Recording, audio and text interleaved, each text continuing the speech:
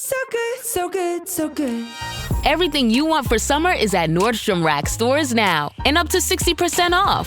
Stock up and save on the brands you love like Vince, Sam Edelman, Frame, and Free People. Join the Nordy Club to unlock exclusive discounts, shop new arrivals first, and more. Plus, buy online and pick up at your favorite Rack store for free. Great brands, great prices. That's why you Rack.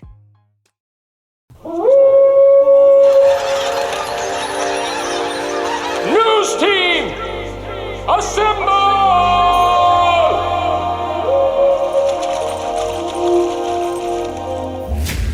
It's back and bigger than ever. It's the Unofficial 40 from Soonerscoop.com. Now, here's the entire Sooner Scoop crew. Carey, Josh, Eddie, and George. Welcome back. It is the Unofficial 40 podcast right here on Soonerscoop.com, where the gang is all joined. Josh from Houston HQ. Eddie is here. George is here for now. And I'm Carey. George getting ready for some vacation next week, some well-deserved vacation. I'm fired up to be here today. Feeling good about things. The place is cleaner than it's been in a long time. It's still not there yet, but studio's ready. It's ready to go. We just we'll probably wait till George is back from vacation to do the first show. Yeah, it's done. You guys can shoot a show while I'm gone. That'd be awesome. You won't be jealous like if we let I'll be holding Parker out. and Eddie do one? Yeah, No. Eddie's not going to do the first show without you in there. That's not. Well, I thought that's you were never doing the gonna first show.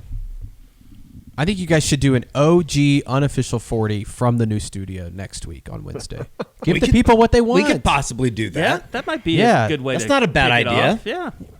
See? I'm full Look of at good Stoya. ideas. I would love to wake up in Lisbon, Portugal to see you guys talking some ball in the new What studio. if we do that and then that is the impetus for your impending divorce because you're watching a Sooner Scoop YouTube show from Lisbon, Portugal? Between that and probably watching the Western Conference Finals at 4 a.m. in Portugal. That won't be, well, I guess it could be Monday or Wednesday. You'll be back by game 3, though. Maybe. I mean, it depends on when. If they game start 1 is Wednesday. Monday, if it's Monday, Wednesday, Friday, I won't be back. Is that what it would be? I think so. It's every other day, right? I think they expanded out even Okay. more once you get to the Then maybe I would be conference back. finals. I don't know. Put pretty good money that it's going to start on Monday. I Yeah, I think the Spurs are gonna. think the Timberwolves are down. I think we'll go 7. We might go 7. You never know. That's the best I part wouldn't about being hate able it. to put our feet up and watch the games. Got nothing else to do. I hope it goes 7. Yeah. We're running out of stuff to watch pretty quick. Everybody's sweeping everybody. All right. So, what's up, guys? Nothing. So this is what I'm thinking. OU, do they have a right tackle problem? And I wanted to get into a little bit of the 3rd and 4th string guys today.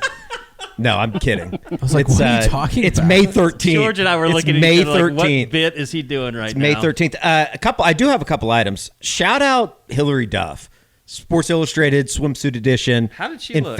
Oh my God! Look it up right now. Okay. Look it up right now. Shout I out heard that Hillary she was Duff. on there. Hillary Duff. I thought Livy Dunn was. Hillary Duff's number 1 in the book right now. She has rose all the way up in the power rankings. Is she doing like a divorce thing? No, or I think she something? has a husband or boyfriend, something like that. I thought she has was married kids. to like somebody from Good Charlotte, wasn't she?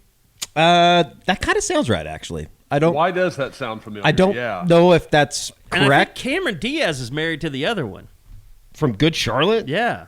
I have no idea. That is of no interest to me, unless she becomes single. But shout out Hillary Duff. Yeah, she looks fantastic. Unbelievable, right? Matthew Korma. He is the singer from, Matthew Frederick Bayer? No, I don't know. I can confirm Cameron Diaz. She's married to the rhythm guitarist and backing vocalist for the band Good Charlotte. This does All not right, look shout like out. a Good Charlotte guy that she's with right now. No, he is a music guy, though. I think he might be a producer or something along those lines. Award-winning musician who's collaborated with artists like Bruce Springsteen. Okay, well, he must be real good. He has been married to Nicole Richie. That might be the other guy in Good Charlotte, the lead singer guy. Okay. Shout out. So she hasn't done much lately in Hollywood. Anywho, we look forward to next year's swimsuit edition, but Hillary Duff definitely back. Is Livy Dunn not in there? Yeah, she was in there. Okay. We had a bunch of people in this one. I saw you commented on that. On what? That Livy Dunn was in the swimsuit issue. Oh, well, I was just saying, my comment was Paul Skeens went out and celebrated by almost no-hitting the Colorado Rockies last night. Is that hard to do these days? They're better. They're better than they have been. I think Major League Baseball is in about as good of a spot as it's been in a long time. Even the White Sox aren't bad. George has been out to plenty of Rockies games, just getting hammered. Back in my heyday, yes. And did they have like great cheap ballpark. beer nights and stuff? They don't do that in the major leagues, do they? I mean, I usually Some places do. I went on like Fridays or Saturdays, which was not when the beer was cheap. So, Coors Field. Yep, Coors Badass Field. Place though. Great It's a kick-ass ballpark. Tickets Never were pretty seen a game cheap. there. Pissed about it. Should go sometime up to Colorado and go that's to it. It really is one of the really nice ballparks in the country. It's kind of crazy too that like it's been around for so long, but it still has that newness feel, like that area around it, all the bars and stuff. It's kind of cool. No, I mean, if you want to know what we're doing, we're basically just kind of finding things to do right now. I mean, George is working on a big story right now. I don't even know if you want to talk about it.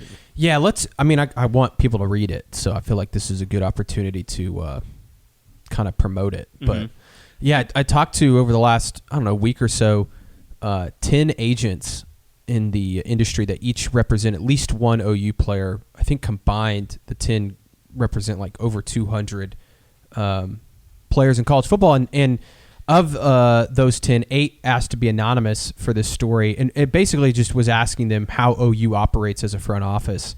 And they gave some good insight on, how they structure contracts, what OU's like in negotiating. Okay. All those I'm going to sorts stop of you and things. just ask you one question. Yeah. Any terrible reviews about anyone that you could tell like just did not care to deal with OU? No. Not. Let me say this. No terrible reviews of the current OU front office. Did you talk to Jaden Ott's agent? No. Jaden Ott was mentioned, though. Jaden Ott is mentioned in the story. I won't give away too many details, but it is mentioned in the story and how that was handled. Let's just say, some agents actually appreciated the way that was handled. So, again, a lot of in-depth, a lot of details on kind of how they operate, but in terms of the current front office staff, Jim Nagy, Taylor Redd, Stacey Ford, Charlie Parkinson, Lake Dawson, rave reviews from these 10 agents. It definitely seems like, and just kind of what I've heard you and Carey talking about and kind of the writing of the story and everything that goes along with your reporting, that the front office, now that we're year and a half in, give or take, maybe 2 years, no, about a year and a half really, it's been a positive overall for the program. Fact or fiction. Let me ask you this, and I know it's not. I've read through the story once, and I know you've changed it some since then. But is there any part of it, in researching this and talking to people, that makes you feel one way or the other about how long Jim Nagy might be in Norman? Yes, and I have almost pretty much an entire section dedicated to that. And most of the agents, because I kind of asked, what is it that Jim does so well and his NFL background, and then also asking, could he be an NFL GM someday? And almost every single one of them said unequivocally yes, and they believe he will be. And not only do they believe Jim Nagy will be an NFL GM at some point if he wants to. I don't know if he wants to be an NFL GM. It's a little bit different job. But also that Taylor Redd is well on his way to becoming a GM, most likely at the college level. I like Taylor a lot. I can totally see that. And he's very together. This story, when you read it, it's very centered around Jim in a lot of ways, and a lot of these agents have prior relationships with Jim, or when Jim first got at OU, he was the only one doing a lot of these, sort of deals and things of that nature. But Taylor's name came up a lot. He has become like the point of contact for a lot of people, and I think that he is becoming very, very well respected in the industry. And I think we should probably stop there because I don't want to give. Yeah, I don't want to give away too much. It's really, but it enlightening though. People will really understand like the gravity of having a front office when they read this story. Yeah, and one thing that you and I talked about, and I don't really talk about this much in there, but before Jim came, like the honest truth was that OU was a little in over their head. They were flying blind. Yeah, they were flying blind, and I kind of allude to that a bit, and we talked about that, years ago, and a lot of schools were, and now you're seeing schools build out, similar type of front offices and hiring GMs and things of that nature, but when it was just Brent and Curtis Lofton negotiating all these deals, and to be fair, let's go back because I know this is not in the story, but the history of OU developing this, like you mentioned this a lot, like Lincoln Riley left. The roster was decimated. Yep. What did Brent come in with, like 32 players or something on his roster when he got crazy. Here? And they had to navigate the start basically of NIL, of retention of players. You remember Brent's first press conference, which I don't want to say it was off the rails, but when he's up there talking about not wanting to bring in a lot of transfers and things and go through the high school, we all were like, I don't know if that's something that you should be saying out loud right now until you get a grasp of this thing. And clearly Clemson held on to that too long, that kind of old school approach. And it's I think it's taken Brent a lot to, and he should be given a lot of credit for, changing and adjusting and being open to change, because that's tough for a lot of people, especially football coaches. And then so you don't really have a general manager. Then the Caden Green thing happens, and it was like, okay, we need to get a hold of this. We need to name somebody that's going to be devoted to this full time of dealing with contracts and retention and making sure the guys, don't get, unhappy without us knowing about it. And I think the Soul Mission was a good, starting point. That's kind of, Curtis was doing a lot of that stuff, roster building, when he was with the Soul Mission, and that's why they thought he would be good to name him as the GM. As it turns out, they were just scratching the surface, and what Jim Nagy and his staff have now brought to it's a whole different level. Yeah, it is, and I think that, and that's not a knock on Curtis Lofton or anything, but I think that it's pretty clear the staff, like obviously bringing Jim in, but the staff that he's brought with him, I mean, they have people dedicated to scouting players year round at other programs to be like, hey, if this guy enters, we need to go get him. And that's just, and we've heard that approach of like, yeah, Jim doesn't want guys to talk about guys while they're evaluating them on film, and they want to be able to come from whatever place they're coming from to determine whether they feel this is a good prospect or not. You don't wash your jersey during a win streak. You don't switch seats when your team's up big. And you definitely don't shave during the playoffs. When things are working, you don't change them. That's why when you drink Jägermeister, you drink it ice cold. Anything else? Well, that'd just be bad luck. Drink it cold or don't drink it at all. Jägermeister. Damn, that's cold. Drink responsibly. Jägermeister liqueur, 35% alcohol by volume. Imported by Mast Jägermeister, U.S. White Plains, New York. And I think the other thing, too, is, when this first started, you had coaches in the negotiation room. You had coaches, trying to implement themselves into writing some of these contracts or saying, oh, well, we got to pay this player whatever amount of money.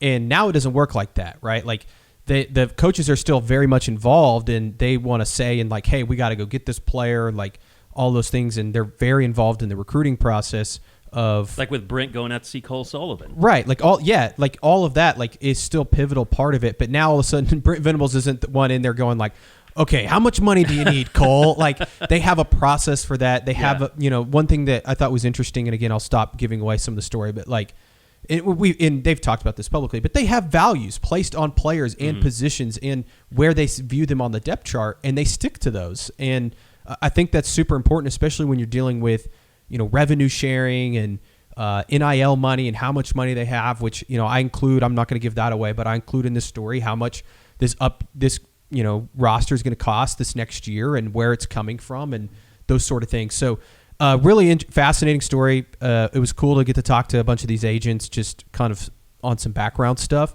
I think that the overall theme is we see it because OU has a top 5 class. They're coming off of a really good season. We think they got a really good transfer portal class, but from the agents' perspectives that are dealing with this front office, it seems like things are trending in the right direction for Oklahoma. I mean, several of these guys were telling me that they believe OU is one of the best programs to deal with in the country. So On3 just came out with the SEC programs with the highest athletic donations in the fiscal 2024-2025 season. Yeah. Have you guys seen these numbers that were thrown out there this morning?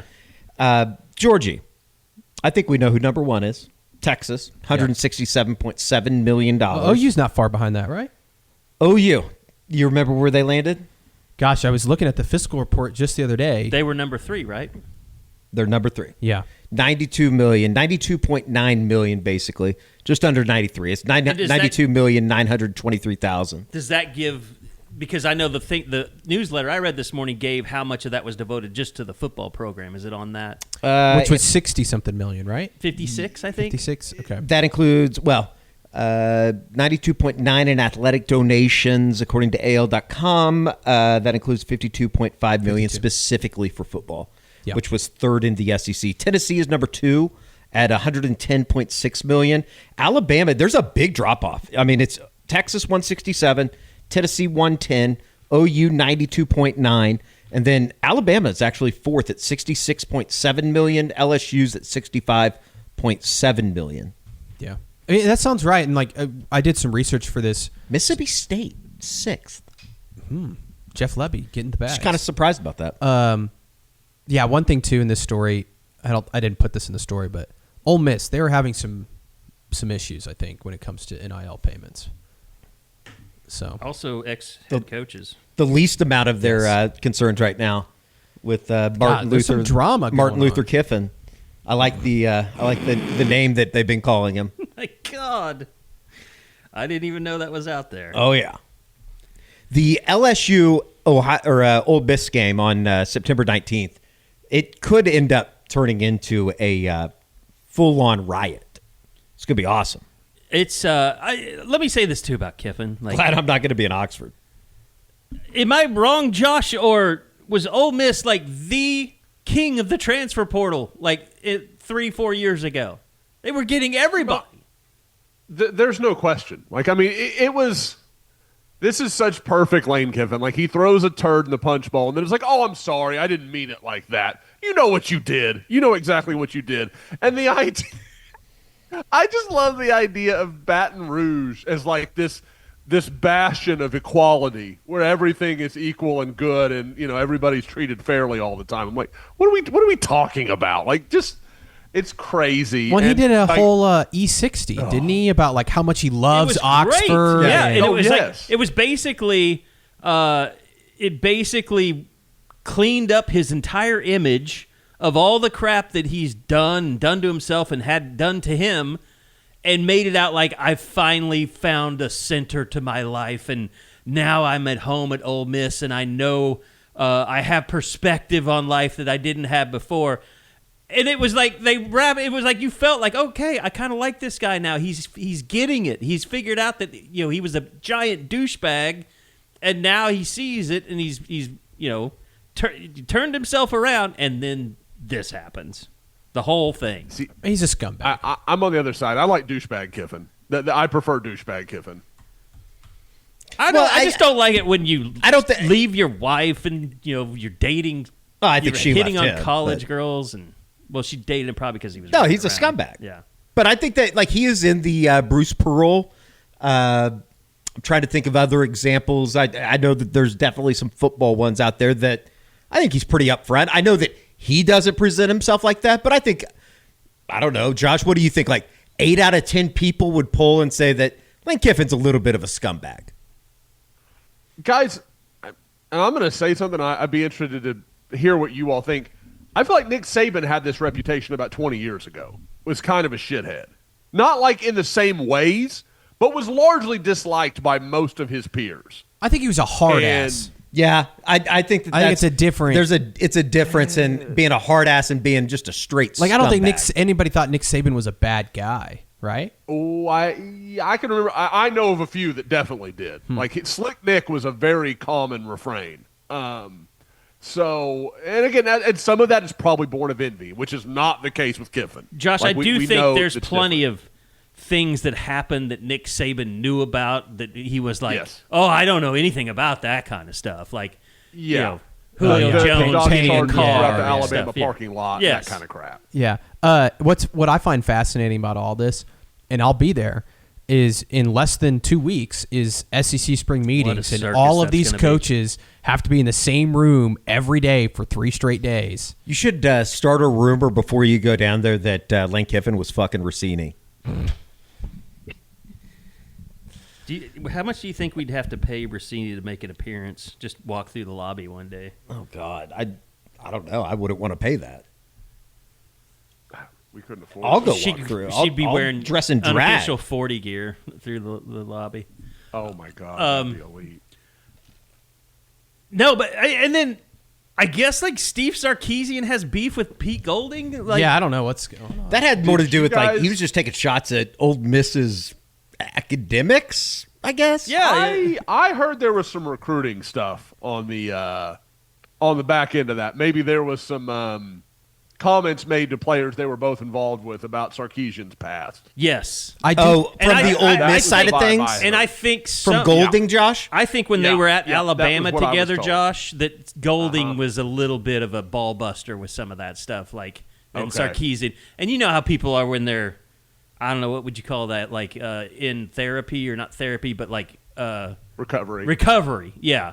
Yeah. Like they don't have a big sense of humor about things. Yeah. Yeah. I could that, see. That was the vibe I had gotten. It definitely feels like Pete Golding's part of the boys' club, and Steve Sarkisian I could see not being included in that. Does Brent? Some Does way. I was thinking about this? Does Brent have any enemies? Enemies? I mean, Yeah, and it seems like he or and like- Kirby Smart are really close. And if you and Kirby Smart You know are what's close, funny is, like, we keep naming names. I'm like, I think Brent actually is friends with that guy. Like, I think Brent is actually friends with Pete Golding. Yeah. Kirby Smart. I know him and Sarkisian. Like every time I go to spring meetings, they're always hanging out with each other. Is it different? and they seem to have a respect for each other. Yeah, I know him and Summerall know each other a little bit. You know, I was told the first year he was there, the guy that he sat next to in every meeting was Eli Drinkwitz. Yeah. I mean, like I look around, and I'm not saying that Brent's just like best friends with everybody. I think he's not best friends with everybody, and he doesn't Have get a lot of beef. enemies. He does. He it's so funny because he goes down there, and everybody wants to ask all these coaches these big picture questions about college football and the NCAA and all this stuff. And Brent's just like, man, I just want to talk about, you know, running a 4-3 or 3-4 defense and the cheetah position. Like he has no interest just in wants to any of talk that. ball. Yeah. I'm sure there's some guys out there that he's rubbed the wrong way, but I think for the most part, no. I couldn't think of anybody that is like that guy's a direct rival or like an I was trying to enemy. think the other day when this stuff came out with Sark saying that about Ole Miss and the Pete Golding stuff and all that. I'm like, has that ever happened with Brent where somebody was like, oh, well, Brent Venables is If they would have kept playing, I could see him and Mike Gundy going at it. really? I feel I like don't him and know. Gundy would be kind of tight. Maybe. I have no idea. Maybe I'm just projecting and hoping that I would would have been say, a thing. I would say if Gundy was still around, it would not go well just because the Kale situation. Yeah, true. I have no idea. Maybe he should make some enemies. That's what I'm thinking. Maybe he should pick one of the new guys, Will Stein or something. Be like, I just hate Will Stein. I'm just trying to think of somebody that would be a fun. Can we pit him against like Kyle Whittingham? It needs to be somebody on the schedule next I think year. Kyle Whittingham's like pretty likable dude. Yeah, he seems like it at least. I think fans would want it to be Drinkwitz, but I actually think that Brent doesn't mind Drinkwitz. They've probably known each other for a long time. Yeah. Like going all the way back to the high school days in Arkansas and stuff. I think that's been one of the biggest surprise about Brent, like going away and coming back, is how connected he is to so many people. Yeah. I mean, mean, are we- you know, it's just like with Lamar Morgan. it's like he keeps having a chance. And Dylan McCullough, like he keeps having these guys. He's hiring these guys that we couldn't even make the connection to. I mean, Dylan's easier because of Kevin Wilson, but like I don't think anybody saw Lamar Morgan coming. Yeah, but I think also Brent is one of those names when you're talking about working with him on the defensive side of the ball. Isn't he? Would he be in like that top handful of guys? Yeah, it's a Kirby no-brainer. Yeah. Like I want to go learn from this guy. He's one of the best to ever do it on that side of the football. I have to think that plays into it. As a head coach, I mean, you'd say him, Kirby, and I don't know who else would even be on the list. Well, it takes. Sark on the other side, right? On the offensive side of the ball.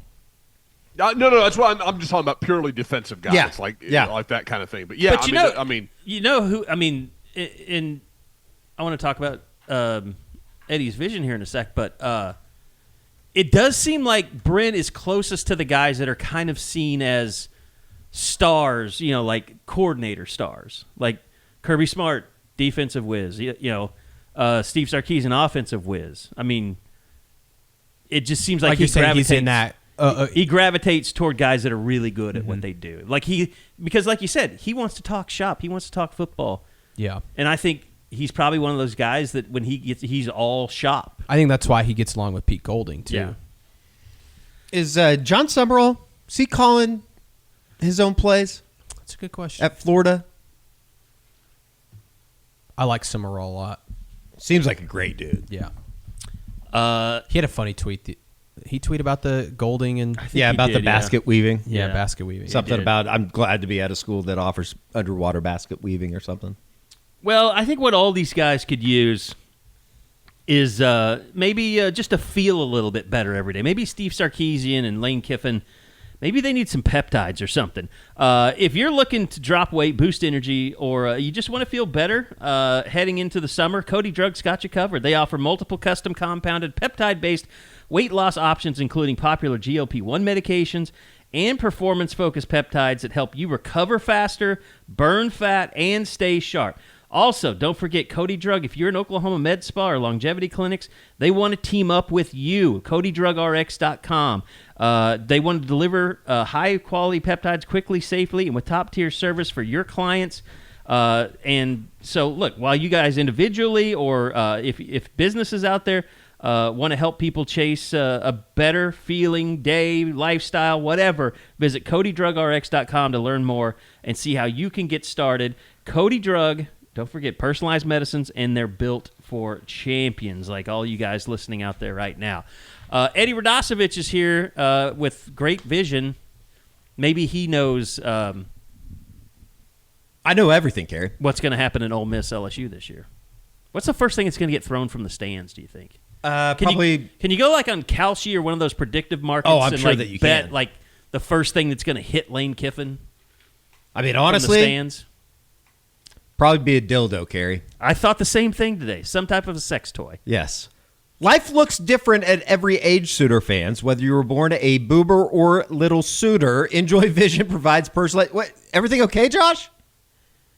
Whoa. Enjoy Vision provides personalized vision correction for every generation. With $1,000 off LASIK, Evo, ICL, and lens replacement, now's the time to get your eyes ready for the season, no matter what season of life you're in. Schedule your free consultation and join Gen C at enjoyvision.com. Letter N, Joy, vision.com. Enjoy Vision. This is where Suitor Scoop gets a fresh perspective. All right. By the way, we did find out that OU Michigan will be Big Noon kickoff. You down for that? No, but we knew that was what it was going to be. But it'll be is Ann Arbor in Central Time? Eastern. Eastern. So it is actually noon. You didn't see my tweet that I tweeted at you. No, I didn't. I said, I hope the team knows that the game's at noon Eastern, not 11. They'd show up late if that was the case. Does that mean you guys want to go out on Thursday? Yes. Yes, we do. Yeah. We're planning to do that anyways, I think. Detroit. Never been to Detroit. Never been to Michigan. I lived in Detroit for a summer for an internship. What was your favorite part? Oh, I mean, like downtown. Detroit's awesome. Downtown Detroit's, there's some cool spots down there. They have a famous Coney Island beef down there. You have my attention. what is it? The chili dogs, whatever they're like literally next door to each other, and it's like 100-year. Oh, so it's like a history Al and where they hate Pat's each kinda other. thing? Yeah, and they like genuinely don't like each other, and like you have to try both to see which one's better and all that. Have you guys seen the schedule that weekend? I know that we got it's massive. Like You the got first 2 weeks of the season, we've Texas, gotten Ohio State. Texas, Ohio State's 6:30 ABC that And that's night, game so day. 7:30. So it would be kind of like we did in Philly, where we cover the game in the afternoon. We'll have somewhere to go and something to watch Saturday night. There's a bunch of other really good games too that weekend. Tennessee, Georgia Tech's not terrible. Missouri, Kansas by September 12th. I'll be raving for that. Alabama, Kentucky doesn't really do a whole lot for me, but it is interesting with what Will Stein's been able to put together. There was one other game that we talked about this morning that I can't remember what it was. I think now. Oklahoma State, Oregon's that weekend. Too. Oklahoma State, Oregon is that weekend. It is. There was one other. Oh, Arizona State, A&M. I don't really know what Arizona State's going to be, but it's a good. Like, there's been so many weeks where, like, week 1 is awesome, and then week 2, everybody goes and plays their directional state opponent, and there are a bunch of ass beatings. It should be a really good week 2 slate. But to answer your question, we kind of knew that it was going to be big noon. Fox has ruined college football in that early window. I mean, And somebody's just kinda- got to take the early window, so it's What all if- they got. What if, like, when they go back and redraw everything, they make G5 schools play at 11? Just save the evening and the afternoon for the big boys. Well, guys, I mean, do you think? I mean, just from a football perspective, I've got to feel like that's a good thing for Oklahoma. This is not a bad break. No, I mean, look, it's you're playing in the SEC, you're playing against the Big Ten. I saw today where like ESPN is like sub-licensed ACC games to the CW. I mean, imagine being in that position. Like, it's pretty. Look, yeah, you're gonna have an 11 a.m. kickoff every once in a while. Who's doing that? The ACC. ACC, yeah. By the way, they're really pissed off at Notre Dame right now too. We also need to talk about Did you read that? They were The ACC. fired up. ACC they shouldn't be allowed to talk. They're kind of like NBA Twitter fans online, where it's just like, yeah, okay, your opinion doesn't matter. I mean, they allowed this arrangement with Notre Dame, but it's kind of like it happened so long ago. Like, things are changing so rapidly. I can see why the ACC's like, look, we get fucked by Notre Dame. Like, they didn't go to a bowl game. We can't even fine them, and we lose out on that revenue, but they get the benefit of playing in our conference. It's like Kansas State and Iowa State, they backed out because, one, their coach left in Iowa State. Kansas State fired their coach, but the Big 12 still fined them $500,000 for declining to go to a bowl game. You know, with both Notre Dame and the ACC, I get tired of their complaining about the relationship. Notre Dame, of course, the ACC's not going to back you the same way they're going to back actual member conferences. You're an idiot if you think they would. You've got half a foot in. Like, of course they're not going to. The ACC talking about Notre Dame using them. Notre Dame's one of only 2 viable programs right now that have any affiliation with your conference. Miami is a solid program, obviously. Florida State is a dumpster fire that we're all just amazed by. Like, you can't, I mean, They've had you're Clemson, getting out but of it they're what you falling needed off. to, both Yeah. sides. I don't think Pitt's ever going to do anything under Narduzzi. Pitt's like solid. They're okay for what they are, but they're Pitt. Like, they have limitations. Well, and they got SMU now, right? Mm-hmm. Who they're not paying That's a fair. dime That's to. fair. SMU has been a nice. They got to a playoff in the first year, right? And they beat Miami, and they or almost beat and they Miami played last well. year. They did beat Yeah. Miami. They did beat Miami, didn't they? Yeah. Did you see they're also in favor of the 2014 playoff, which is just this? It's But gonna anybody that's not the SEC is going to be in favor of the 2014 yeah. playoff. It's stupid. And it's definitely going to go to 24 because they It's a want to make money more grab, money. yeah. But like, it's the dumbest thing ever. But you know what? If you to go to George, if you 24. if you play the first 2 rounds on campuses, I'm fine with that. I still don't care. I mean, 24 teams is ridiculous.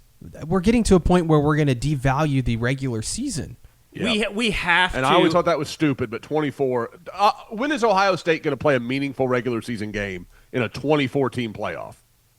They're going to go 10-2. They could sleepwalk to 10-2 every year. Yes. Look, here's the thing that's happened with college football, and we see this on game days, and like I think Eddie and I experience a lot more than everybody else because we're down on the field. You guys up at the press box, not that you're experienced, but you have other things you can do. You can talk to the person next to you. Like, money has been chosen over the fan experience time and time again, and it continues to happen. The commercials during a game are so out of hand ridiculous that the flow of the game, I feel like I remember sitting there just staring at things as much as I remember things happening in a game these days. I mean, it's awful. It's horrible. Crazy. If you're attending the game, maybe you don't notice it at home, and that's probably where the problem is. You know, you don't notice it at home because you can get up, go to the bathroom, grab something to drink. You know you have a lot of time during a break. But when you're sitting in the stadium, there's so much wasted dead time that you have to sit through. It's not unbearable, but it's not fun. I mean, it takes away from the experience. And now with 24 teams, it's not for the fan. It's for the money because nobody needs to see. We know that there are probably 4 teams worthy of being in a playoff every year. Could we agree on that? 4? Yeah. Yeah. I mean, 4 I think teams that are clearly better. Did you see what Mike Gundy better than said on the Herd, Colin Cowherd show? I remember him being on. I don't. He said that he said that it should be 8, and he like broke it down, and I totally agree. I think it's about 8 teams. Now, every once in a while, you'll have a situation like last year where a team like Miami goes on a run, and wouldn't have got into an 8-team playoff. But I think typically you're going to find your national champion out of the best 8 teams. 24, like what are we doing? The 24th best team in college football should not be playing. No. I'm so tired of all of it. Like when they added the 76, I'm obviously against it, but I think we're at a point now where it's like, I'm going to pick my battles. It seems like that's a foregone conclusion. This is a that's battle where we're going you to should go. pick, though. Is it? Yes. 24 teams? 24 is just insanity. I do like the idea of 2 weeks of 16 max. on 16, on I agree, campus. Carey. 16 max. But you could do that with 16. Yeah, that's fine. No, I'm completely okay with 16. That'd be fine too. I love 14. I love the 2 get a bye in the first round. You have 6 games, then you've got 8 teams left, and you just do it that. Like I think that's how the NFL does it. Yes, I mean, And just do like the NFL. I didn't know I would feel this way, but last year, I'm fully behind killing every conference championship game. That's cool with me too. yes. Because like same. if OU would have had to play in the SEC championship, I wouldn't have liked it because that's one more game against high level competition where you could lose somebody important on your team. I think I they agree. should lessen the amount. It would help if they got rid of the conference championship, and I guess it kind of is exactly what they've done. But like waiting until December 8th if your last game is on November 28th or whatever. I know it's just 1 week. I think it should roll right into it. Maybe have a week off if you have one of those buys. And you can still hang conference championship banners. I mean, you might be a co-champ, but you know, if you win the regular season, you're a conference champion. If you polled, We know there's tons of banners that have co-championships on them right now. yeah, I mean, if you just happen to be in the mix, people will make a banner for it. Was it the nowadays. one year when A&M tried to claim the co-Big 12 South champion? Yeah, something like that. Oh, that was amazing.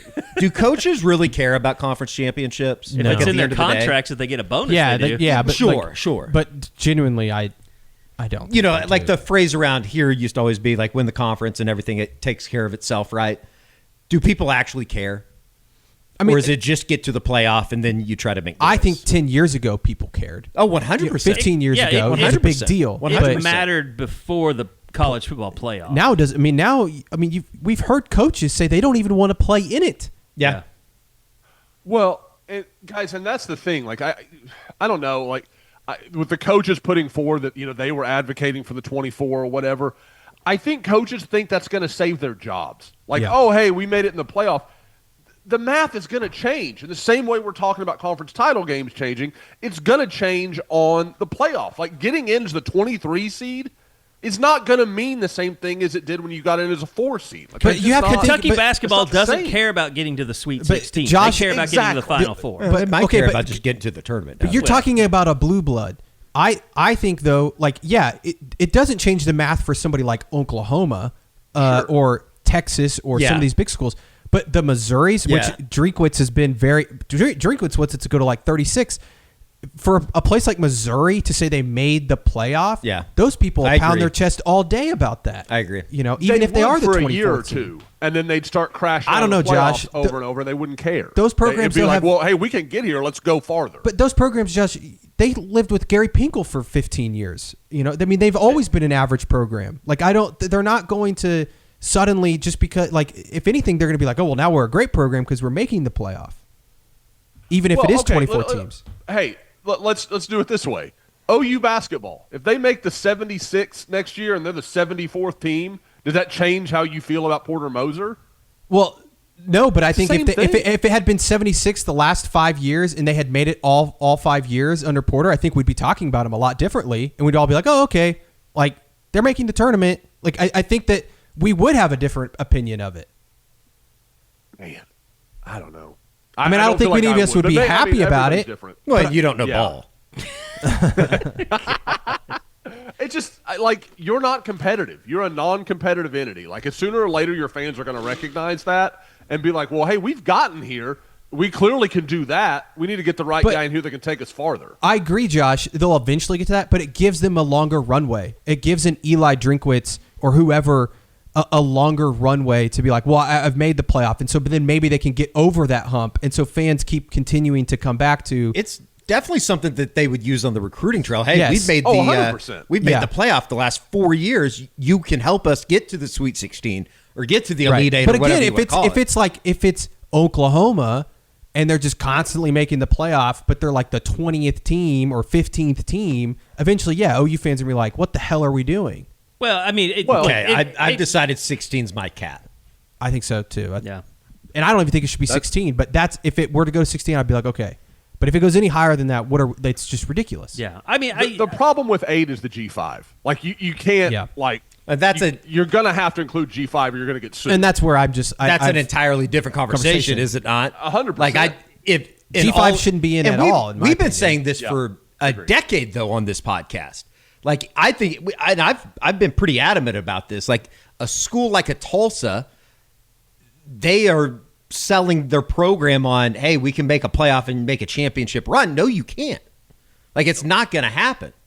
And especially in today's NIL world where a kid might end up at Tulsa, they might make a run. They're not growing old together though. See, Tulsa's ceiling is what conference are they in? American. American is winning the American championship, making the playoff, and losing by 50. That is their ceiling. And every 10 years, you're going to have a team that has a special combination of guys. They are all able to stay together. They developed well together, and maybe they got a really good freshman quarterback or sophomore quarterback, and they go knock off a OU or a Texas A&M or whoever, like a Boise State happenstance. Yeah. I just don't think that's going to happen in today's world. Again, though, it's not going to change for the Blue Bloods. I mean, SMU is taking no money from the ACC just to be in a Power 4 conference. Like, they're coming at it, and they have more money than OU. They probably have more money than Tech. Like, they're coming at it from a totally different perspective where they made the college football playoff. Like, that's, for, what's his name? What's their coach's name? I can't even remember. Rhett Lashley. Rhett Lashley. Like, he's secure for a long time until the donors don't want to pay. But it's just like Sonny Dykes. He went to the national championship. TCU's fallen off quite a bit, but nobody's talking about firing him. Yeah, there was some. Maybe I don't some think of the like sickos. real rumors Yeah. or anything, but there was some unrest last year. I think when they went through some of the downswings of their season. Yeah. It's a big year for him, I would say, just from the outside looking in. But still, I mean, like, that's bought him a lot of time at a place like TCU. Oh, yeah. That would not, just Brent going to the playoff is not going to buy him 5 years. So that's the difference in programs. And Rhett Lashley, I mean, I'm sure it's bought him 5 years going to the playoff. Almost going last year. I mean, being on the cusp at least. Maybe they're unique, like you're saying. Like their money and the power and the people that are involved that are footing the bill for all of this. Right. But I mean, I agree. Like in a general term, yeah, I would absolutely agree that like if Virginia gets into the playoff last year, then oh man, what's that guy's name? The head coach was with Brent. Tony Elliott. Yeah, Tony Elliott. Yeah, like then he's safe for a long time. There's no doubt because they're not pumping the kind of resources into it. He would have SMU probably does. gotten fired if not for that shooting. Yeah. And then put off a pretty good year last year. I mean, they a lot of smoke and mirrors, in my opinion. Yeah. I think they might come crashing back down to earth. but Hopefully it was they all on the won shoulders games. of Trail Harris. And Trell and Harris Chandler Morris. and what? And Chandler Morris. Yeah, Chandler Morris. Shout out. He's got to get a real job now. I wonder if he's in camp with somebody. Did he enter his name in the draft? Did he? I don't think so. He I was say that, banking I on don't that know. 7th year or whatever. Didn't get it. See if he signed it with anybody. Yeah, I'm pulling it up. It doesn't say. It doesn't. Nothing immediate that comes up. There's a lot of scrolling through all his colleges to get to the point in time. He had his one shining moment at OU. NFL. Wait, is he with ESPN's Tampa? got him listed with the Buccaneers. Oh, Yep, wow. that's what it says. He's with the Buccaneers. Well, shout out. Good quarterback room. Overachieving small kid from Texas. I mean, that's never worked for Tampa Bay ever. I can't remember. Did he walk on at Oklahoma? No, he was a recruit. Oh, he he got was. a late offer. Okay. Highland Park. Yeah, and God, he was Marvin's quarterback. No, he played against Marvin. Yeah, Marvin went was to a Frisco. Frisco Lone yes, Star. I'm sorry. Yes, We yes, went to absolutely. that game though, They were, Josh. yes, they were at the same game. God, I'm losing my mind. We went to that Absolutely game. correct. Yep. That was a great game. The quarterback for Frisco was the kid that went to Oklahoma State. Wrangle. Yeah. Yep. Garrett Wrangle. Yep. Garrett?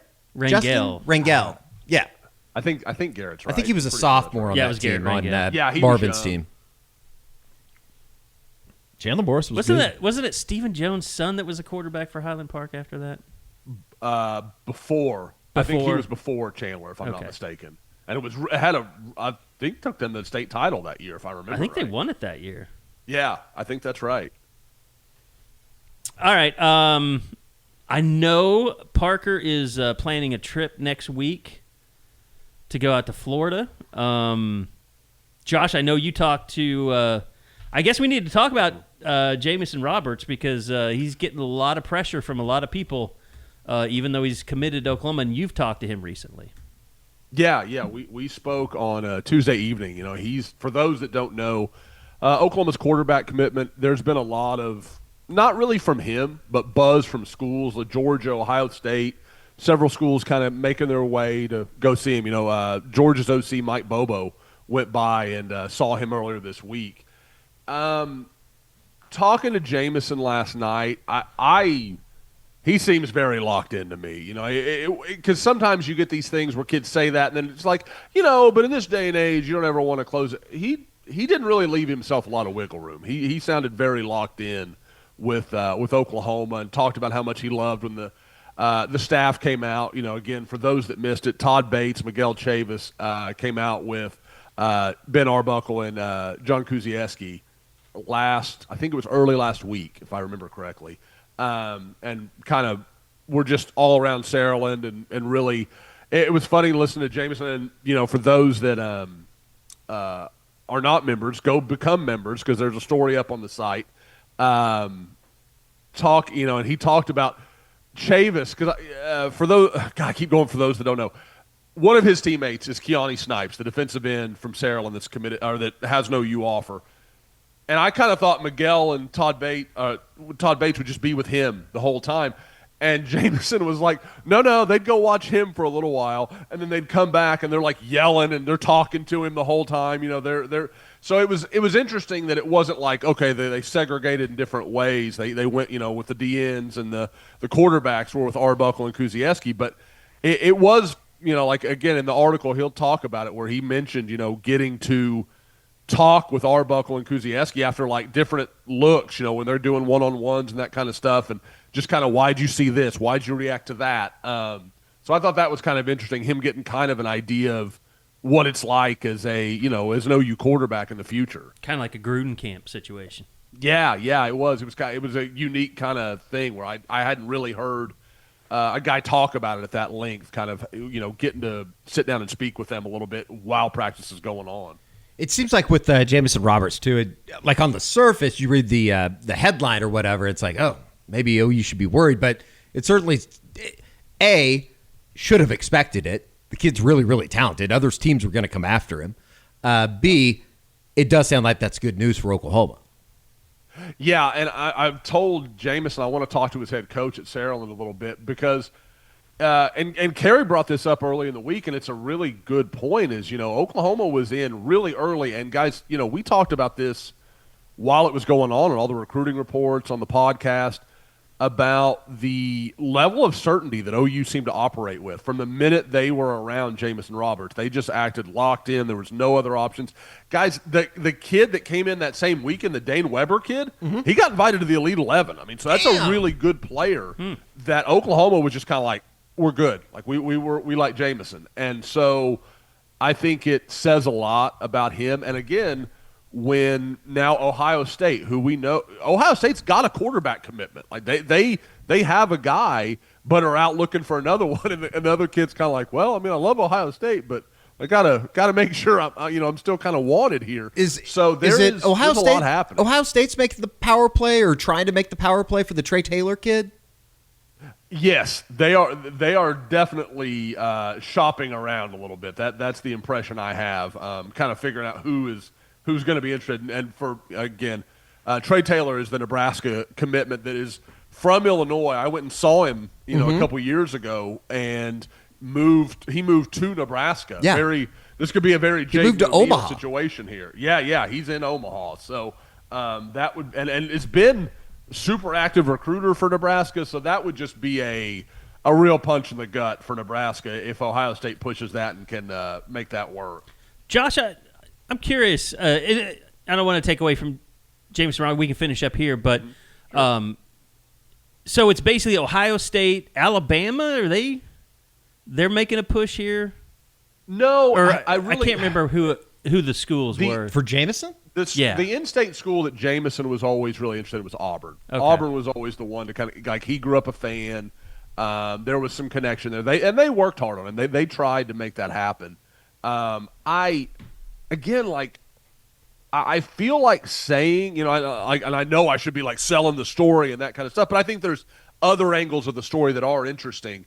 But I don't get the feeling that Jamison Roberts is that concerned about these other programs. Like he was basically like when they call and let him know they're coming, he's like, "That's great, coach. And I'm happy to have you there, and I want you to look at everybody." But it sounds very much like he's just telling them, "But I'm going to Oklahoma." Like, so I think he's been very direct with everybody. I'm curious. This coming season, is there a freshman quarterback across the country that you're going to keep an eye on? Like, okay, I know you got to go through fall camps and stuff like that, but is there somebody that's like in a good position that you liked coming out where you're just like, okay, I could see this kid becoming kind of a phenom? Well, I don't know. I mean, there's the whole situation with the kid at Duncanville right now, but I mean, like that's going to be a weird deal with the kid that transferred from Arkansas to Duncanville. Got a ton of offers. He could be that kind of guy. I think he's saying are you saying current freshman out of college? Yeah, guys, a 2026 kid. Yeah. Oh, okay. Jump off the page. Jared Curtis, Faison Brandon, Diabell. Yeah. I would have to. I mean, Faison Brandon's the one I lock onto. That dude's unbelievable. But I will say, when I talk to people around Norman at the time, Jared Curtis was kind of like a holy shit. Like, I mean, like there was some stuff there on tape for him that was just unbelievable. But he's going from Tennessee private school to the SEC, and he's going to be the starter. I mean, there's just no doubt about it. Vanderbilt. There's going to be some freaking growing And he was pains. the guy that was at Georgia that flipped to Vanderbilt? Yeah, very late. Yeah, like a week before signing day, he flips. But Faison Brandon, I think, is really interesting because from everything I've gathered, it's a true competition between him and McIntyre at Tennessee. And the kid that transferred from Colorado, I mean, he's there, but I don't believe they're going to pick him to start over either one of those kids. And then you've got Tennessee has a good receiver room. They've gotten a lot of talent coming back. So you're just kind of like, that seems like a good situation if he could go take it.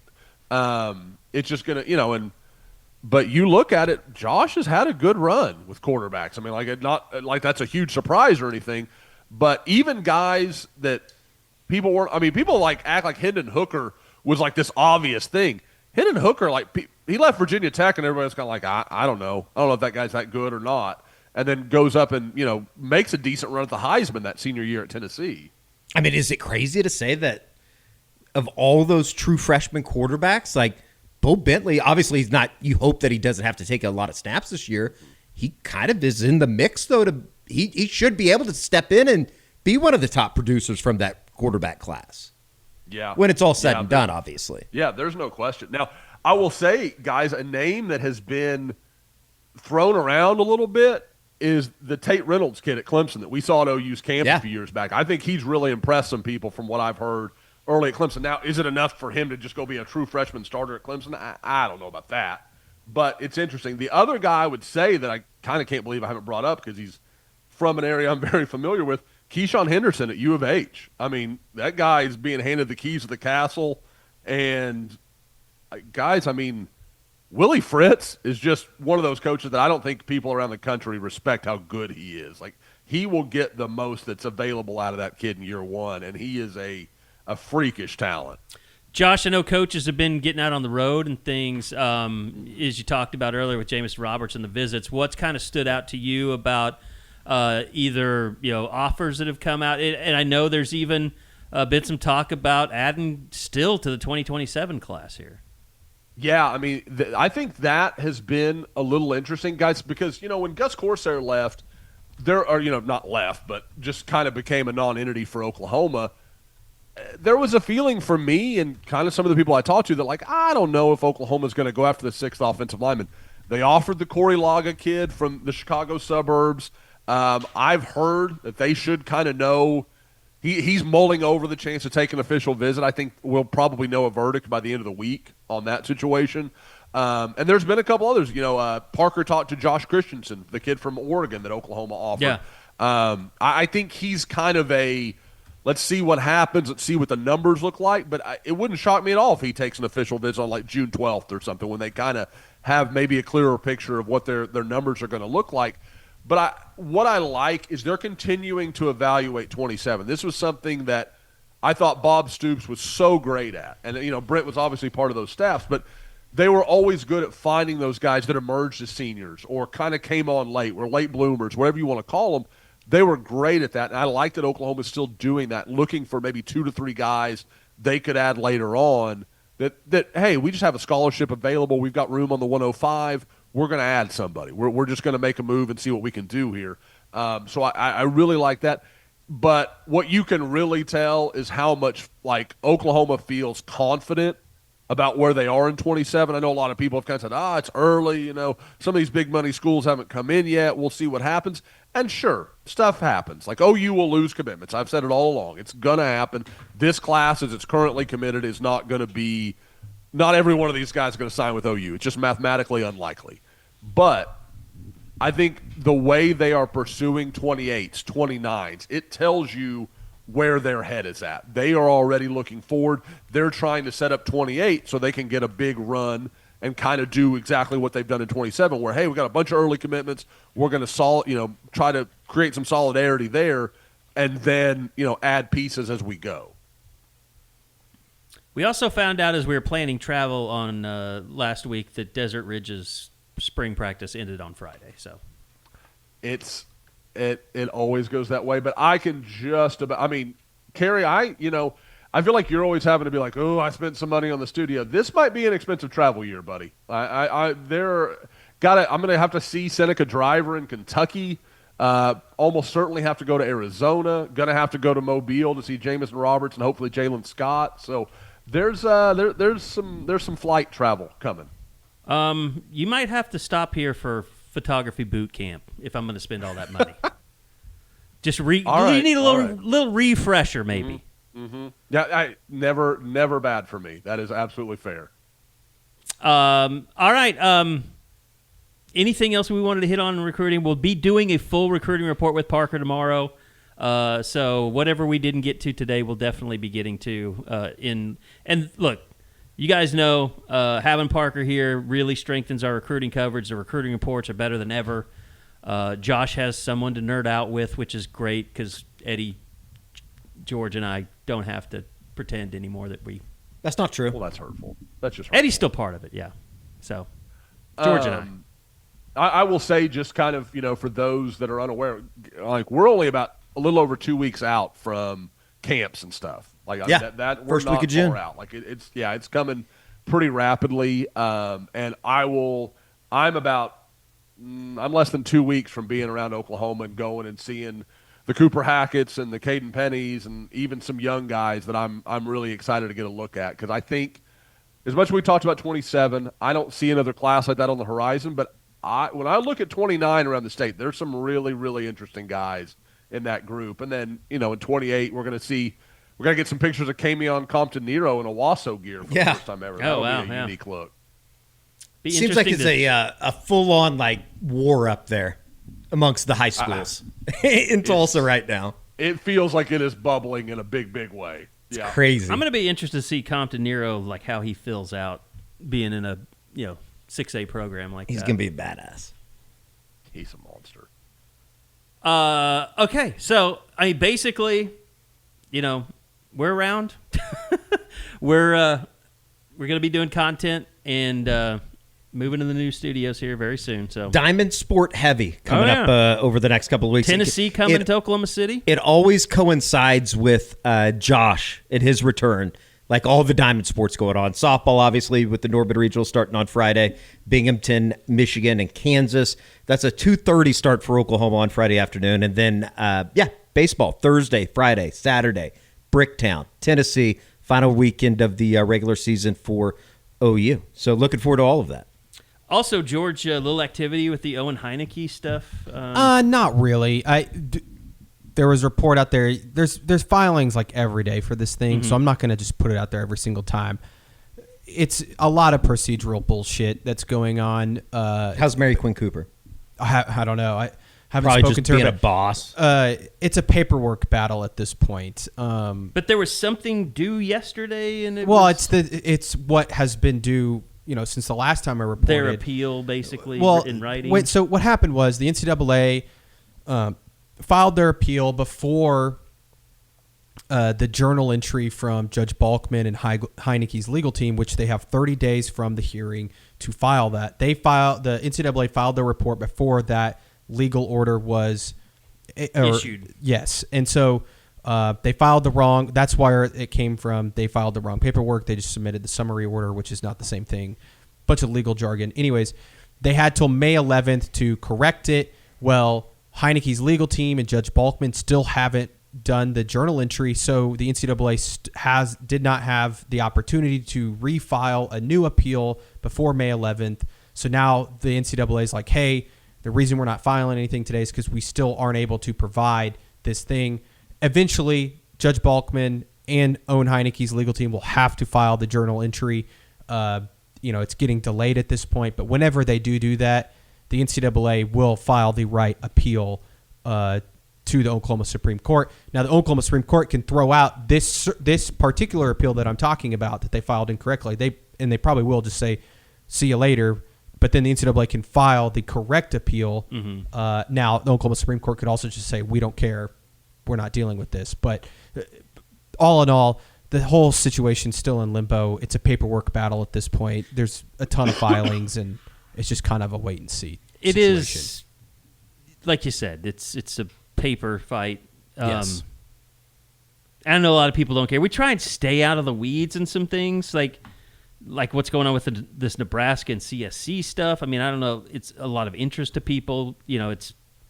It's interesting to me because it affects NIL and deals and all that stuff, and especially with Georgia's story coming out talking about, Oklahoma's front office and all that stuff. But, the revenue sharing and the NIL, two separate things, and like Nebraska's trying to push through this NIL thing, and it went to arbitration, and CSC is the first deal that they set of deals that they're like, these don't qualify. So that's kind of what's going on in the NIL space that everybody's talking about now. But like I said, not the most interesting thing in the world for most people out there. All right. Outside of that, I have something out of sports. A lot of high school kind of stuff. sports connected, God. but out of sports. I also have something out of sports. Are we going to talk about Finn? Yeah, I think we need to share this story. Finn, a reoccurring guest on the show from time to time. Yeah, and I don't think Josh has heard. Should I tell both stories? Sure. Okay. So Finn had quite the week. Don't tell the Bestiality car story. one. Don't tell the car story. Okay. The Finn had quite the weekend though this past week. This It cost you a lot of money. Yeah. We were out at the lake with Aaron's parents and hanging out, and Finn loves the lake. We let him loose, and he runs around and sniffs all over. And there's these big rocks down kind of by the lake that he's always smelling something down there, trying to get at something. And we don't think much of it. Well, we're sitting out there Saturday night. We've had a few drinks, and Finn yelps like in pain, like something happened. And he comes running up to the deck, and like I've never seen him like this. Like he was like scared, in pain, and all of a sudden his face, like his nose, just starts swelling. And we're like, oh no, what happened? And at first we thought maybe it's a bug bite, but then I saw where it happened. I was like, man, I don't think like a bee would be down in those rocks, or some sort of wasp or whatever. And it's getting bigger and bigger. He's in clear pain. He's breathing heavy. And I was like, I think we got to take him to the vet. I think he got bit by a snake. Sure enough, we drive. It's Saturday night, and there's no emergency vet at Grand Lake. So we book it to Tulsa. Did you have to like go down there and identify the snake? Well, no, we didn't go down there because we couldn't find it. Uh-huh. Her parents went down there and kind of looked around and tried to see if they could find it, see what it was, because we didn't know if it was a snake or a bug or what. But we rushed him to Tulsa to an emergency vet, which was an hour away from where we were, and his face swelled up massively. And sure enough, he got bit by a copperhead, and we had to get him anti-venom. And he was at the emergency vet till like 11 p.m. that night. We didn't get back to the lake till after midnight. And this is why the Thunder were This is playing? why the Thunder were playing. We were listening to it on the radio as we're like, flooring it to Tulsa. And it was a hefty bill, I will say that, to save Anti-venom save is not Finnegan. cheap, is what you're saying. No, not cheap. So But Finn is okay. he's fine. Yeah, he's back to normal, totally fine. I just was like, damn it, dude. Come on. That's what they do, George. Yeah. There's always a damn it dude in there somewhere, like once a year. So, anyways, it was a fun Sorry to Saturday Finn. night. Scoops is from the survived, streets. though. He stays out of trouble. Scoops was right there with him. Scoops is lucky that he also did not get bit because he was following Finn around, sniffing in the same spots. You think there's any chance that like Scoops did it on purpose and he's trying to knock off Finn? There is probably a chance of that, to be honest, but no, I don't know. But I'm curious, did Finn learn his lesson? The next day, he didn't I'm go gonna out. say no. Yeah, the next day he didn't go out at all. He was super lethargic. Like for the next 24 hours, he just did not do anything. He just laid around because of all the drugs he was on. But I'm curious, the next time we go to the lake, is he going to go running back to that same spot sniffing?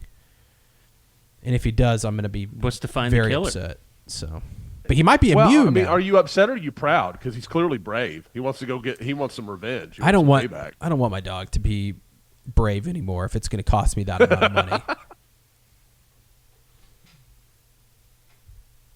All right. Finn, get better. He's fine.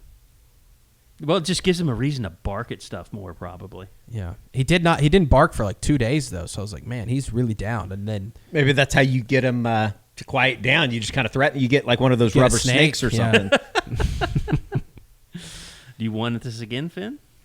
Eddie, what's your story? I hate to ask. What? No, this is good. This is something you're going to like, Carey. Okay. Have you heard the news out of South Carolina today? Maybe the biggest news. This might be the biggest news for Shane Beamer that could possibly happen during the offseason. Huh. It has to be involving someone famous, maybe? I would consider him Scoop famous and maybe even more so American famous in the United States. Well, tell us. Spin your yarn. The South Carolina Supreme Court has overturned Alex Murtaugh's murder conviction and ordered a new trial. what? I did see this. Which I have no idea how this is overturned. I watched You watched a bunch of I it. watched I mean, both I've watched them. documentaries. You were I've watched obsessed with it. Pretty clearly- cut and dry what Yes, happened here. yeah. So I have no idea how that happened, but I would like Now to remind me, Alex is the He's the son? dad. Oh, No, he's the dad. He's the dad that killed his kid Okay. and his wife. Okay, I couldn't remember which way And it his went. dogs, Buster, too, right, or something? Buster is the son that is currently out and about and was actually spotted at the Masters this past year. I have not watched it, but Oh, you gotta watch it. Like It's a I great know one. the name. Yeah, Yeah. no. It's now I'm more interested. Absolutely true. Apparently, the county clerk made some comments to the jurors that they think maybe contaminated the jury pool, Well, and that's how it got overturned. I'm going to go on record saying that Mr. Murtaugh's probably going to be staying in prison. But I do want to say, if he's out, we would love to host him on October 31st when South Carolina comes to Oklahoma, to Norman. If he flies out with the team, I would love to get him in studio. I think that'd be awesome. My kids were going to come to that game, but now that's going to have to change. That plans are going. Well, he doesn't kill other people's kids. This guy's not Are you crazy. sure? He just killed his own kid. Come on. And who knows? Maybe it was self-defense. Oh, Jesus. The other thing that I was going to say. Oh, no. This is a serious comment. We did the show yesterday, but it was cool to get out to the Red Rock Entertainment District. It feels like it's real. Rock Creek. Rock Creek. I was like, Red Rock. I keep calling it Red Rock. Red Rock is a venue outside of Denver. It's a restaurant. It's Shut a restaurant up. just It's also south a of restaurant, out of Rock Creek. But no, very cool.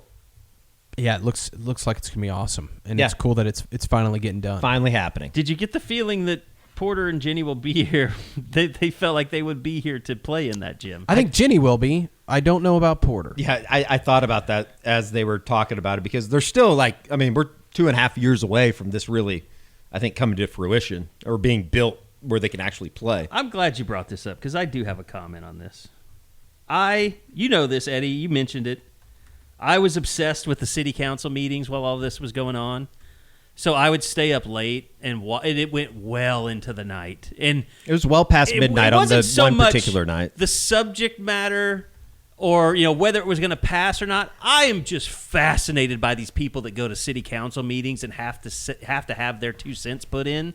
It's legitimately, it's the people that you had class and you knew that class was about to, like the professor was about to let everybody out of class, and this person would ask a billion questions at the end when they could have just very well gone into the office hours. Well, 2 of them were economics professors at the University of Oklahoma. Case in point. That they were against the TIF stuff. And it was just fascinating. It looked like everyone that came up to speak had not discovered shampoo. It was like people with really droopy, frizzy hair. And it was just like there were just endless numbers of these people coming up.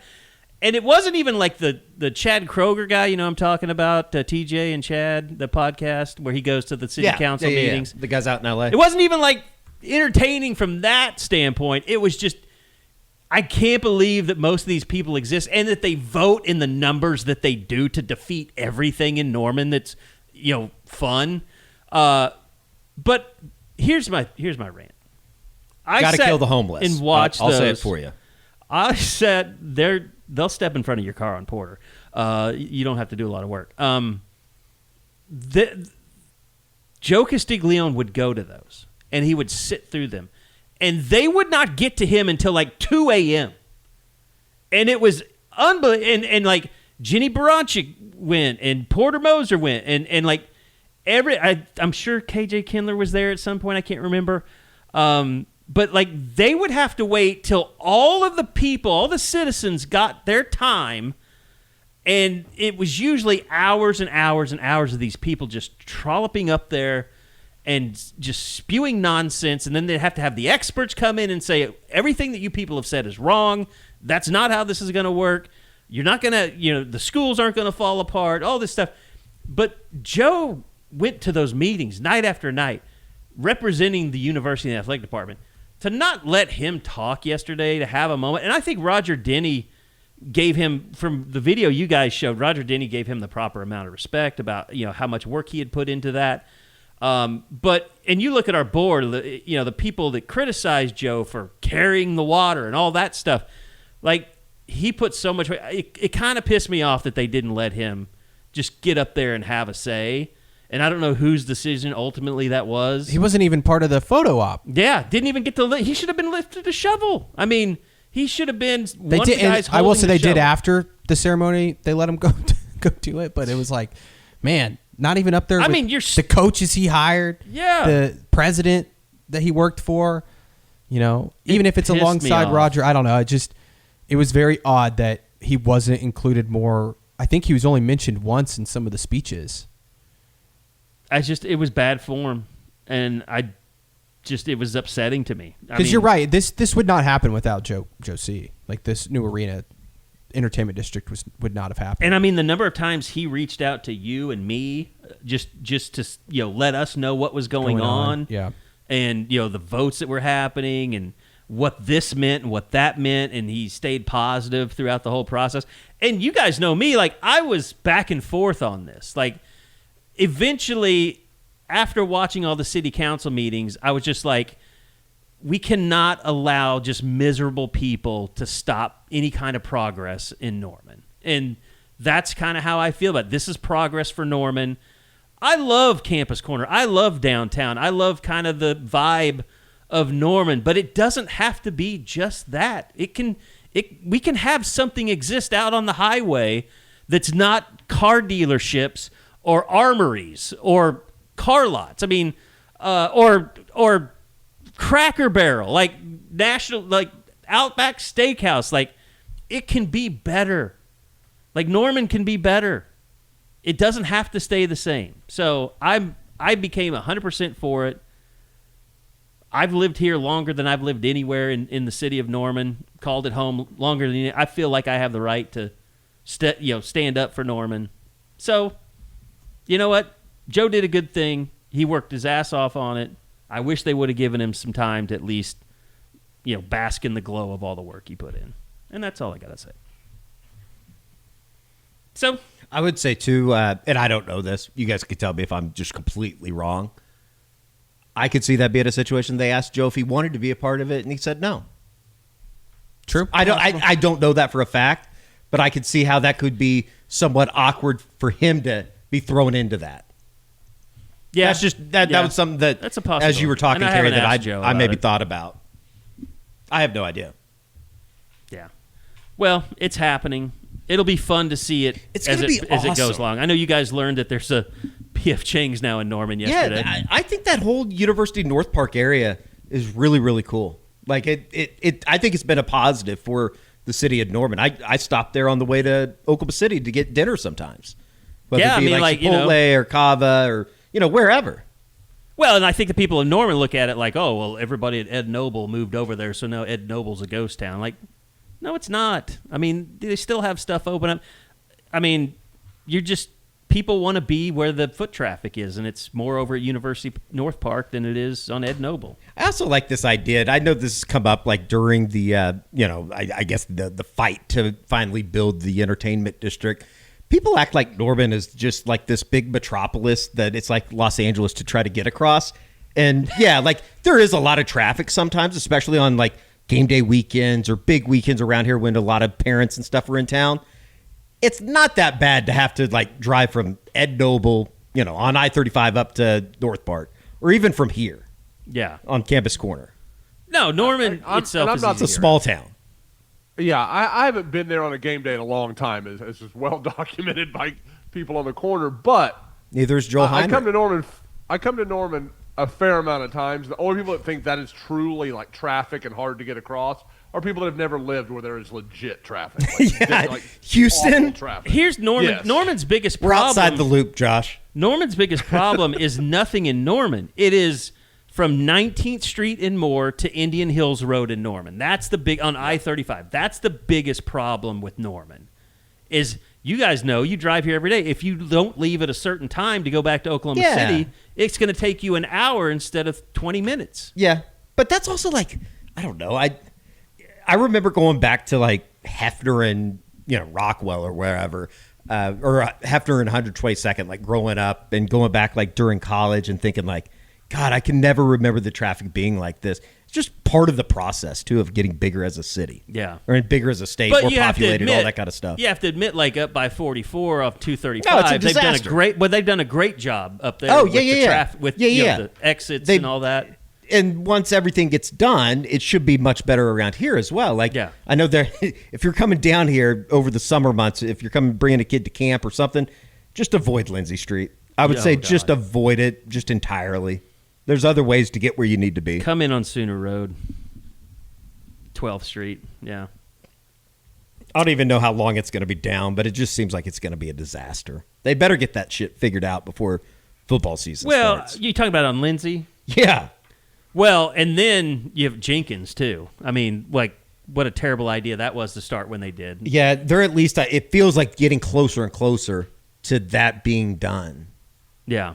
But that's stuff that needed to happen probably 15 Well, look, and the stuff on ago. Lindsay, like Lindsay and Elm, I think that's a flooding private nightmare. I think that's a private investment or something. I don't know if that's a city thing. I read. Yeah, everybody is buying up everything in that part of town for ridiculous amounts of money and just tearing things down and starting over. All right, well, there's your Steve Norman report to end it all. Make sure you vote next time that there's a vote that needs to happen. Josh, I believe that soon I'm going to be down in your neck of the woods, so we have to make a El Tiempo reservation. Love it. Ready.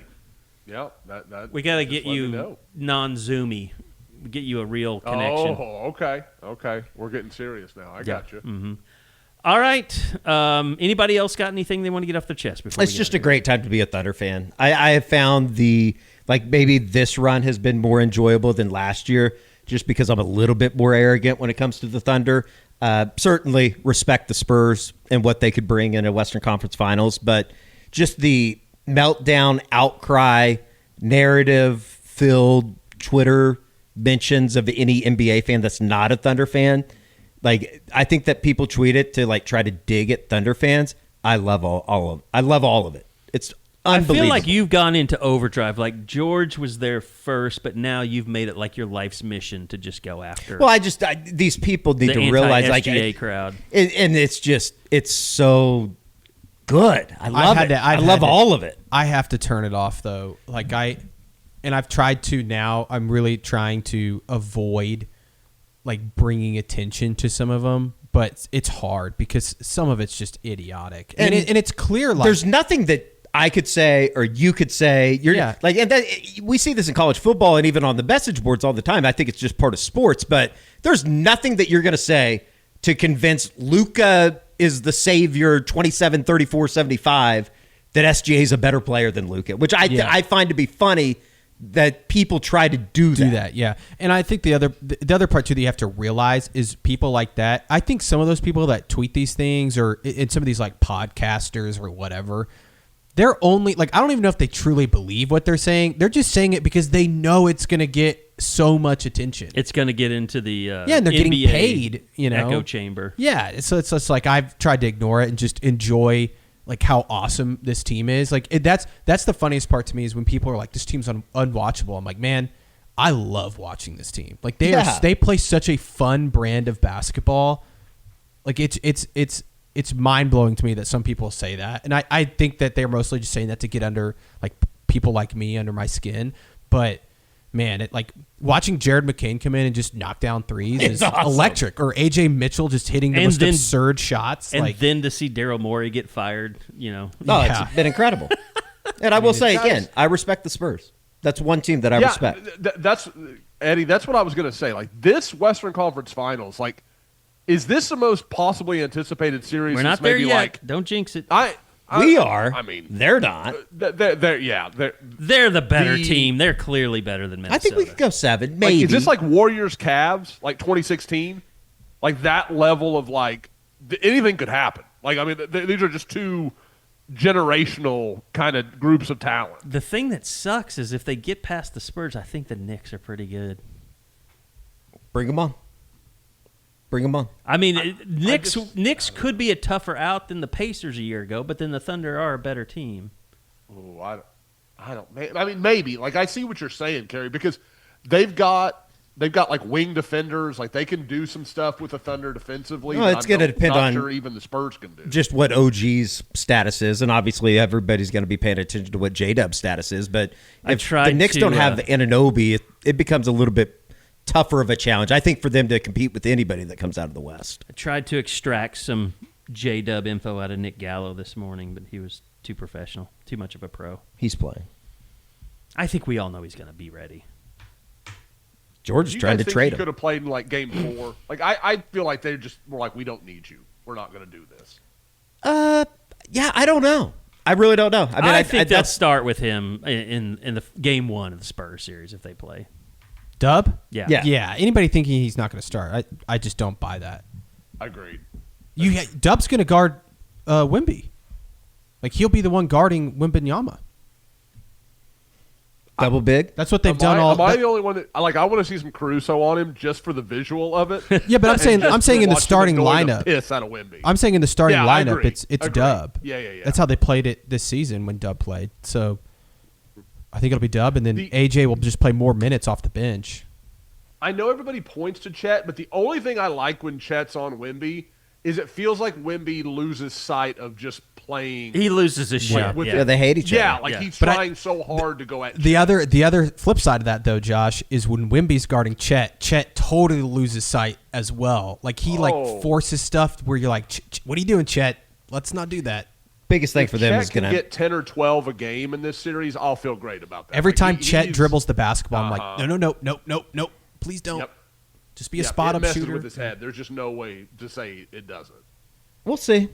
Should be kind of fun. I think it'll be I'm rooting for Game 7s, though, with everybody that's still left. Obviously, the Knicks and Thunder are waiting on everybody else, but I'm cheering for 7. I want to see James Harden in Game 7 against Detroit.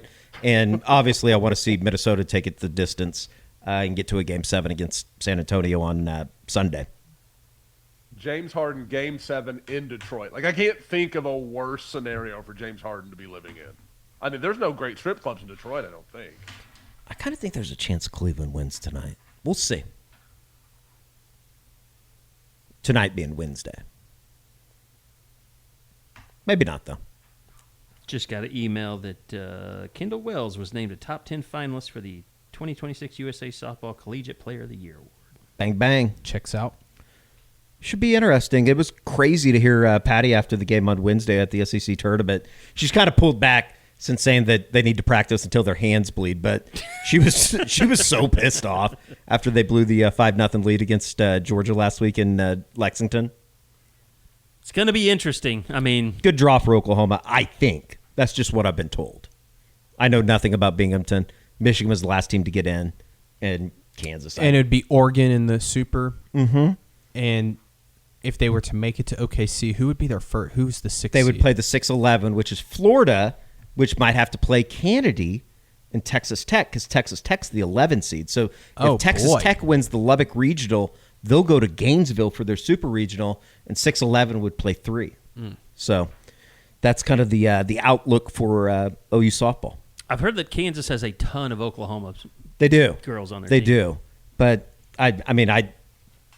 they need to play well against them. Supposedly their ERA is like 4, though. OU should be able to score some runs against them. All right, a lot of stuff coming up on the diamond, so keep it at Sooner Scoop. We'll have Bob out there. Eddie will be covering the baseball team in Oklahoma City at the Brick over the weekend as well. That actually starts on Thursday, so Thursday, Friday, Saturday series. And then, of course, SEC baseball tournament will be coming up. So don't forget, Parker joins Josh for the recruiting report tomorrow as well. And by the way, I keep getting these questions, and I'm going to answer the emails that I get, but just know, like, if you had a dual subscription to Sooner Scoop and OU Insider, you don't have to cancel anything. All that's going to happen is the amount of months you had remaining on your OU Insider subscription will transfer on top of what you already have to Sooner Scoop. So if you had 6 months at both, then you'll have 12 months at Sooner Scoop, if that makes sense. So, yeah, you don't have to call for a refund. You don't have to cancel anything. You're not going to keep getting billed twice, right? Up against each other.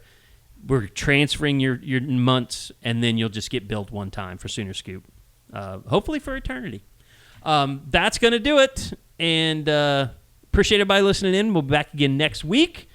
maybe we'll substitute Parker for George when he's on vacation. So that's going to do it. We'll be back again. Thanks, everybody, for listening to the Unofficial 40 right here on Soonerscoop.com.